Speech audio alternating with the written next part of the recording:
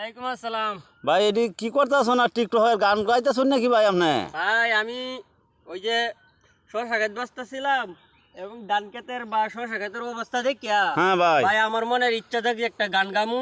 আচ্ছা ভাই, দর্শক ভাই আপনারা এই গানটা শুনুন, হ্যাঁ আর নিজে দেখেন নিজে ভাই, বানাইছে ভাই। ওই যে এই ক্ষেতের জন্য আমি 7-8 লাখ টাকা খরচ করিয়া আরে অন্য শশাওয়ালা দেখেন সিরাবির একটা হাঞ্জাবি ইঞ্চি আর সিরাবির একটা লঙ্গি ইঞ্চি।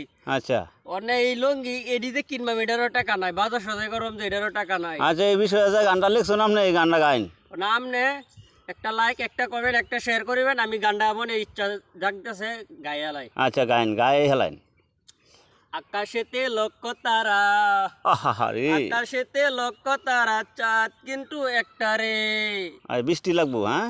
আকাশেতে লক্ষ্য তারা, চাঁদ কিন্তু একটাই। ওই ওই আকাশে বৃষ্টি না পড়িলে, ওই আকাশে বৃষ্টি না পড়িলে আমার শশা ক্ষেত হই নষ্টে। আহারে আকাশেতে লক্ষ্য তারা, চাঁদ কিন্তু একটা রে। ওই আকাশেতে লক্ষ্য তারা, চাঁদ কিন্তু একটা রে। ওই আকাশে বৃষ্টি না পড়িলে আমার শশা ক্ষেত হই নষ্টে, ধান ক্ষেত হই নষ্টে এবং ধান ক্ষেত হই নষ্টে। আকাশেতে লক্ষ্য তারা, চাঁদ কিন্তু একটা রে। ওই শশা ক্ষেতে বৃষ্টি না পড়িলে